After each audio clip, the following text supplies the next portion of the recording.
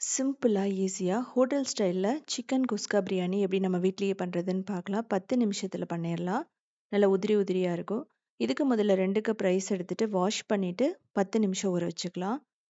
சிக்கன மஞ்சத்தூள், உப்பு போட்டு நல்லா வாஷ் பண்ணிடுங்க. மிக்ஸியில இஞ்சி, பூண்டு, தேங்காய், புதினா, கொத்தமல்லி போட்டு அரைச்சுக்கலாம். குக்கர்ல எண்ணெயும் நெய்யும் போட்டுட்டு ஸ்பைசஸ் போட்டுக்கலாம். பட்டை, கிராம்பு, ஏலக்காய்லாம். வெங்காயம் போட்டுட்டு நல்லா ப்ரௌன் ஆகணும். இதுக்கப்புறமா பச்சை மிளகாய், தக்காளி போட்டுக்கலாம். இதனோட பச்சை வாசனை போகணும். இப்போ அரைச்சு வச்ச விழுத போட்டுட்டு 1 நிமிஷம் மட்டும் நல்லா ரோஸ்ட் பண்ணுங்க. அதுலேயே அதனோட பச்சை வாசனை எல்லாம் போயிடும். இப்போ மஞ்சத்தூள், மிளகாய்த்தூள், கரம் மசாலா, உப்பு இதெல்லாம் போட்டுக்கலாம். இப்போ வாஷ் பண்ண சிக்கனை போட்டு ஒரு 2 நிமிஷத்துக்கு நல்லா ரோஸ்ட் பண்ணணும். தேவைப்பட்ட எண்ணெயோ நெய்யோ கூட நீங்கள் ஊற்றிக்கலாம்.